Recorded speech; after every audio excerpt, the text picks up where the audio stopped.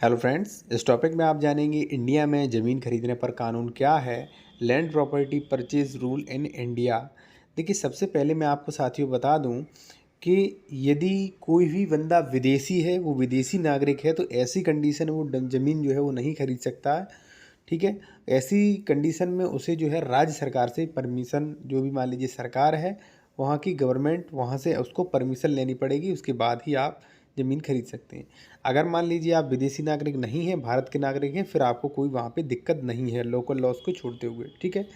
दूसरा जो है वो है साथियों कि भारत के नागरिक हो, आप ज़मीन खरीदने जा रहे हो, तो वहाँ पे आपको केवल आधार कार्ड चाहिए और आपको फ़ोटो चाहिए। ठीक है, जो बहुत ज़रूरी है, इसके बिना रजिस्ट्री हो ही नहीं सकती।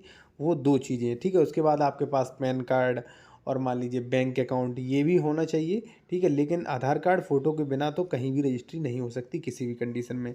तीसरा जो है साथियों वो नियम ये है, 12.5 एकड़ से अधिक ज़मीन नहीं होनी चाहिए। 12.5 एकड़ से अधिक ज़मीन है आपके पास तो आप ज़मीन नहीं खरीद सकते। लिमिटेस जो जो ज़मीन खरीदने की लिमिट है वो 12.5 एकड़ ही है।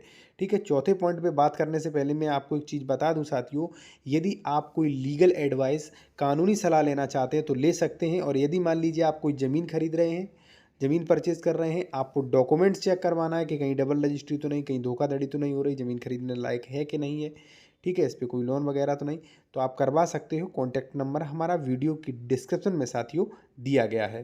ठीक है। और साथियों इसके बाद चौथा पॉइंट है कि आप चलिए, आप भारत के नागरिक भी हैं, 12.5 एकड़ आपके पास ज़मीन है, तो आप ज़मीन आप खरीद सकते हैं। ठीक है। अब सवाल आता होगा आपका होगा कि भाई अब मैं ज़मीन खरीदने जा रहा हूँ, तो अब मैं क्या करूँ भाई। ठीक है। ज़मीन खरीदते समय तो देखिए साथियों, आपको क्या करना है कि जब आप जिस बंदे की ज़मीन खरीद रहे हो, ठीक है, उससे आपको ज़मीन के सारे डॉक्यूमेंट्स लेने हैं। वो अगर नहीं देता है तो कोई दिक्कत नहीं, मेरे द्वारा ऑनलाइन भी निकाल दिए जाते हैं। बस आपको गाटा संख्या पता होना चाहिए। जैसे मान लीजिए आप ज़मीन खरीद रहे तो उससे खतौनी लीजिए, रजिस्ट्री लीजिए। ठीक है। अगर वो नहीं दे पा रहा है तो कोई दिक्कत नहीं। ठीक है। आप उससे ज़मीन का नंबर मांग लीजिए, उसका गांव का नाम। ठीक है। और उससे भी उसके डॉक्यूमेंट्स निकल आएंगे। ठीक है। फिर आपको डॉक्यूमेंट्स में क्या देखना है, मान लीजिए उसने डॉक्यूमेंट्स दे दिए या मान लीजिए आपने निकलवा लिए, तो साथियों डॉक्यूमेंट्स का करवाना है आपको वेरिफिकेशन। ठीक है। आप मेरे द्वारा भी करवा सकते हैं। वेरिफिकेशन में क्या क्या करवाना है आपको, देखिए साथियों, वेरिफिकेशन में करवाना है कि ये जो व्यक्ति आपको ज़मीन बेच रहा है, इसने खरीदी थी कि वसीयत से, इसे कैसे प्राप्त हुई। ठीक है। इसने लीगल तरीके से खरीदी कि नहीं, पहली चीज़। इसके नाम म्यूटेशन हो चुका है कि नहीं, दूसरी चीज़। इसके नाम रजिस्ट्री बिल्कुल सही है कि नहीं, तीसरी चीज़। चौथा चीज़ है कि इसने कहीं रजिस्ट्री तो नहीं कर दी, कहीं डबल रजिस्ट्री वाला फ्रॉड तो नहीं इसने कर दिया। पांचवी चीज़ आपको ये देखनी। छठवीं चीज़ आपको देखनी कि ज़मीन की श्रेणी नंबर क्या है, क्योंकि क्योंकि सरकार ने कई श्रेणियों में ज़मीन को बांटा गया है। प्रत्येक ज़मीन जो है वो खरीदने लायक नहीं होती है। ठीक है। श्रेणी नंबर देखिए। अब आप किसके लिए ज़मीन खरीद रहे हैं, मान लीजिए आप बनवाने के लिए खरीद रहे हैं, तो वहाँ पे सेक्शन 80 143 भी आपको खरीदनी चाहिए और लैंड अप्रूव्ड भी होनी चाहिए। ठीक है। और आपको ये भी देखना चाहिए कि जितना उसका अंश है खतौनी या रजिस्ट्री में, उससे अधिक बिक्री तो नहीं कर दी है। कम से कम ये चीज़ें साथियों आपको ध्यान में रखना है। यदि मान लीजिए आप ये चीज़ चेक करवाना चाहते हैं मेरे द्वारा, करवा सकते हैं। कॉन्टैक्ट नंबर वीडियो की डिस्क्रिप्शन में आपको मिल जाएगा।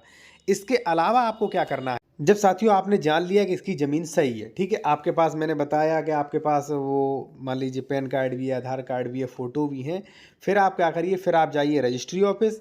ठीक है। रजिस्ट्री ऑफिस, ज़मीन जो बेच रहा है उसके पूरे डॉक्यूमेंट्स लेके जाइए और आप अपने साथ अपनी तरफ के 2 गवाह लेके जाइए। ठीक है। और जो भी मान लीजिए उसमें निर्धारित स्टाम्प शुल्क लगे, कोर्ट फीस लगे, वो आप लेके जाइए और ज़मीन जो है आप खरीद सकते हो, रजिस्ट्री करवा सकते हो। रजिस्ट्री करवाने के बाद आपको सेक्शन 80, सेक्शन 116, सेक्शन 117 की प्रक्रिया करनी चाहिए। यदि इसमें कोई भी आपको दिक्कत आ रही है, किसी प्रकार की, मान लीजिए आपको लीगल एडवाइस चाहिए है, ठीक है, या मान लीजिए आप कोई ज़मीन खरीद रहे हैं, आपको डॉक्यूमेंट चेक करवाना है, तो ये सारी सुविधाएं उपलब्ध हैं। आप जो कॉन्टैक्ट नंबर जो है हमारा वीडियो की डिस्क्रिप्शन में दिया गया है, आप व्हाट्सएप मैसेज करें, आपको पूरा प्रोसेस बताया जाएगा और कॉल पे बात भी आपकी होगी।